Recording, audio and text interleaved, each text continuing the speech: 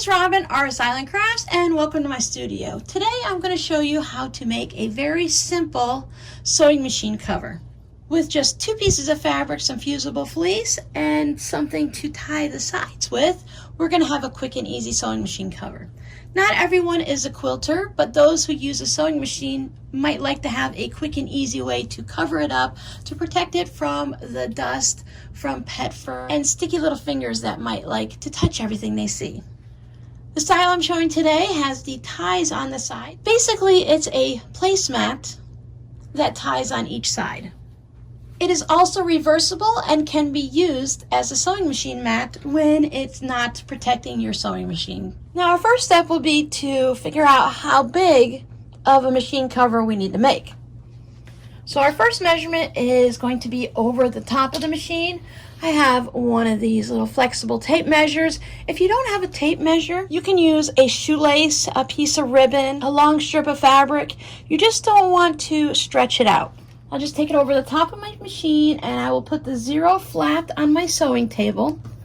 Now for a normal machine, I could just run it and go from table to table.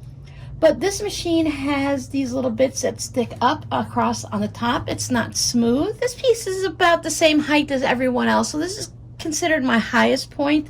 I'll move my tape measure so it goes over that. So 0 on the table that way, and without pulling and stretching on whatever I'm using to measure, this looks like it's going to be about 27 inches all the way over the top of my machine. We're going to get exact measurements for right now, and then we'll talk about whether or not we need to add seam allowances and such like that. Now, for the width of my machine, so my sewing machine cover is going to come over like this, and we'll have the ribbons on both sides, so I want it to be wide enough to cover the machine. I'm thinking if I have it wide enough, I can go from all the way at the edge here, and the part that sticks out the most on the right-hand side is my little turning wheel. So you might not be able to just measure as easy as we did here. I have to do a little bit of kind of holding and guessing a little. So if I put it about there, and my widest part is down here, so that looks to be about 17 inches. Today, the version of a sewing machine cover we're going to be making is simply going to be 2 pieces of fabric, a piece of fusible fleece, and the ties, some ribbons for the side of our machine to tie it to hold it on. We won't need very much of a seam allowance except for the fact that we're going to do the no binding method, which means we're going to put 2 pieces of fabric. We'll sew them right sides together and then flip them out through a hole so that we can turn them out like this. So we will be using a little seam allowance on both sides. For me, if it's a little bit long and it sits on the table and it sticks up a little high and poofs up, I don't see that that's going to be a problem. If it's a little bit extra wide and it's not tied right here at the edge, that's okay too, because I feel like that's giving me extra coverage. And as I'm taking these 2 pieces and I'm tying it together, that's going to draw it in a little bit. So you can decide how much extra fabric you think you might need. So I think for the part that goes over the top, my length of my machine cover, I think for that one, I'm going to go ahead and just add 1 inch to the measurement. So for my length, I'm going to cut my fabric at 28 inches. Now with my width being 17 inches this way, I think I'm going to add 2 inches to that. That's going to give me enough for my seam allowances for when I turn it right side out, and also for when I put the ties on both sides. I have my 2 pieces of fabric that are cut to my measurements. I have a piece of fusible fleece that I cut to the same measurement, but you can also cut it a 1/2 inch shorter all the way around if you want to avoid having it in the seam allowance. I'm using twill tape, but you can use twill tape or ribbons or shoelaces. I need 4 of them that are 15 inches long. If you want your sewing machine cover to be a little bit thicker, a little bit squishier, cushier, you can cut 2 pieces of fusible fleece and put it on the back of each of your fabrics. And of course, you can always quilt this, but today we are going for the quickest and easiest version for those that don't normally make quilts or is not interested in making something that's quilted. I'm going to adhere my fusible fleece to the outside fabric, but you could put it to either fabric considering this is going to end up being reversible. My next step would be to go ahead and adhere my fusible fleece to the back of my outside fabric. I'm going to put it on my outside fabric. As I mentioned, you can go either way or double it up. I'm going to follow the manufacturer's directions that came with my package. There's also a fusible batting that you can purchase if you already have that or would like to use that on there. Now that I have my fleece adhered to my outer cover, I can lay it down. Make sure it's about even where it's touching on both sides here and in the back. Now I need to decide where I'm going to put my ribbons, where I'm going to tie them. I am not giving you an exact measurement because every sewing machine is different and you may want to put yours in a different place. If your machine warrants it, you can always put a pair of ties here, and then the same on the other side. So instead of cutting the 4, you'll want to double that up and cut 8. But I'm just going to do 4 on mine, 2 on each side. So when I look at it and I think, okay, where do I want to tie it? I think I want to tie it right about here to put my ribbons on both sides. Check over on this side and see, because I have my wheel, and based on whatever attachments you might have on your machine, I think that will be a nice spot. So you can measure up and see where that is. So for me, that's about 6.5 inches up. So you can pin your ribbons in place or your ties in place. I'm just going to use my convenient little 6.5 inch ruler here. And remember, our ties want to go on the inside. So if we put it hanging out this way, it's not going to work. It'll end up getting cut off when we sew all the way around. So make sure your ties go to the inside. I like to let it hang over the edge about 1/4 inch.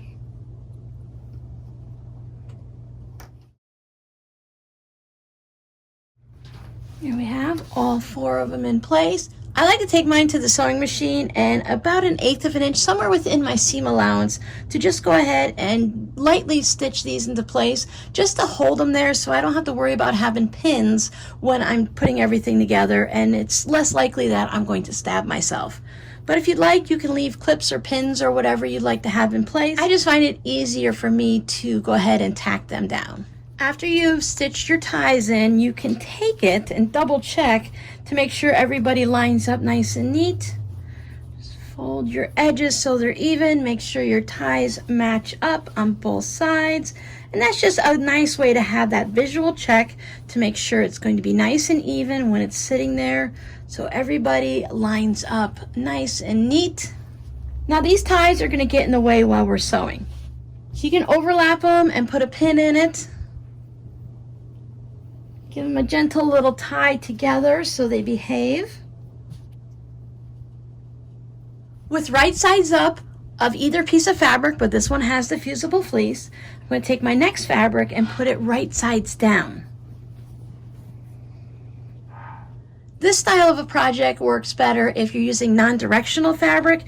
If your fabric needs to hang in a certain direction, when you have it facing you, it'll hang properly, but when it goes over to the back, then it's going to be hanging weird. And if you lay it down as your sewing machine mat, you're going to have some weird pieces. Plus, it's going to be this way, but we'll be looking at it this way. So it's best to use some fabrics that are non-directional.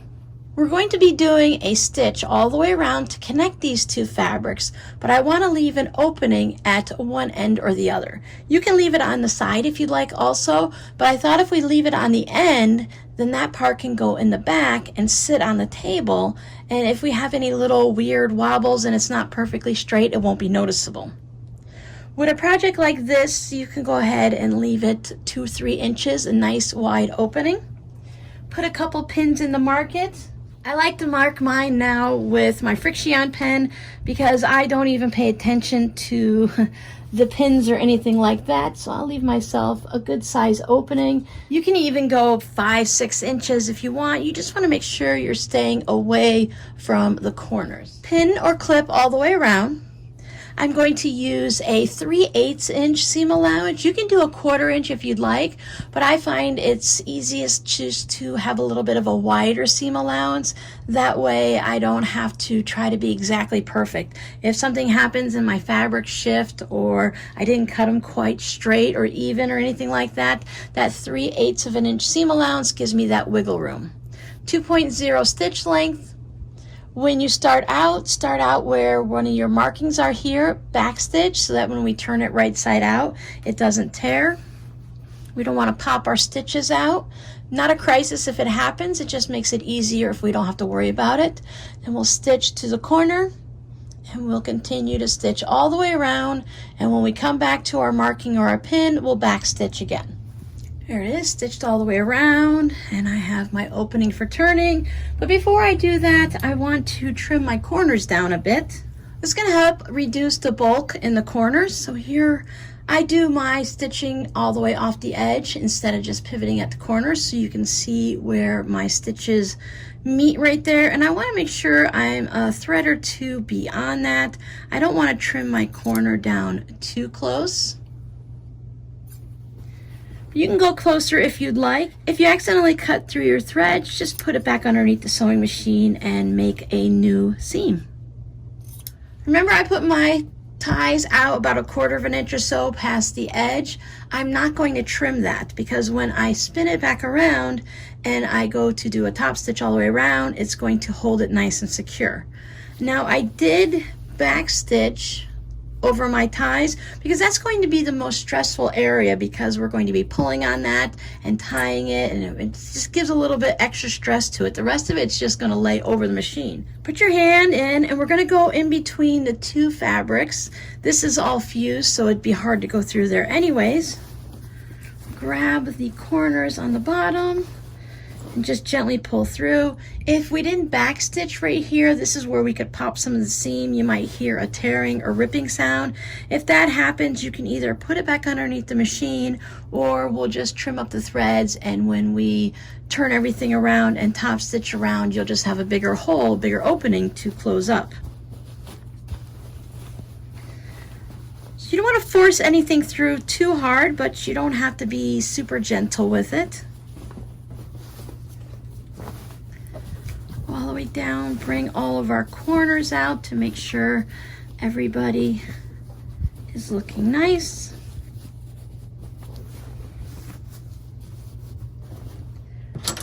I like to use a crochet hook. It has a nice rounded tip. This is a size K, so it's not very pointy. So I start with that to go ahead and pop my corners out, and then I finish it off with this little flamingo corner popper out or turner.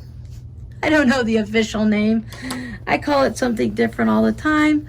The crochet hook allows me to round that corner out without popping it through the fabric. You can use other items that you have that just aren't super pointy. Some people are very brave and they use the tips of their scissors, but I know me, and I would pop it right through and tear the fabric.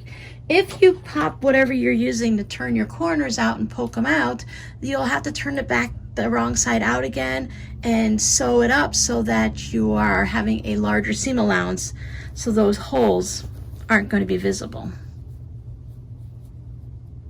If you go through the side that is just the fabric, you have a higher chance of ripping it. So if we go gentle and we go up against the fusible fleece, we have a little bit better of a chance. If you don't get the corners out to be super sharp and pointy, it's okay. A little rounded corner is not going to hurt the project. I like to take it back to the iron and give it a nice good iron, making sure that my back fabric is on the back and my front is on the front. I also take this area up here and I bring it into whatever seam allowance I was using and give that a nice press. We'll close this hole up when we go ahead and do a top stitch all the way around. If you prefer, you can just do a ladder stitch and hand stitch it closed. So I'm going to take it over and give it a nice steamy press and make it look nice. You can see the stitching all the way around, about 1/8 of an inch away, and that's just to make sure that the place that I used to turn it is actually sealed up closed and we don't have any loose threads sticking out. Now we can put our sewing machine down on the mat during the day while we're sewing, and then when we're done sewing for the day, we can take it out.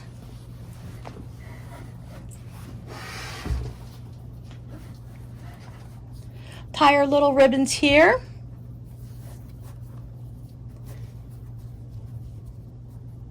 So you see where mine is at 6.5 inches. If you want, you could put yours up a little higher.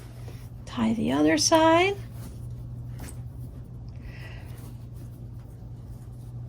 Now, not only is our machine protected from the dust and the pet fur and such like that, but if we have to leave it sitting out somewhere, we have a pretty fabric on it, so it looks really nice. You could put your pretty butterflies on one side, and on the other side, maybe you want to put a Christmas fabric, so that during the holiday season, you can always flip it around to the other side, and you can have your Christmas fabric on one side, and then your everyday fabric on the other. So this is your quick and simple, easiest way to make a sewing machine cover. The only way I could think of this would be any easier is if you already had a placemat that you've made or purchased that was a cloth one, and then you can just sew the ribbons on and you would have the same type of cover without having to do any sewing except for the ribbons. If you want to see one that is more along the lines of patchwork, that completely covers your machine and there's no openings, no ribbon ties, I'll have that video for you coming up in the next couple of weeks. So your scrappy word for today is going to be tie, because we needed to tie our ribbons. Thanks so much for hanging out with me, and I will see you guys in the next video. Bye!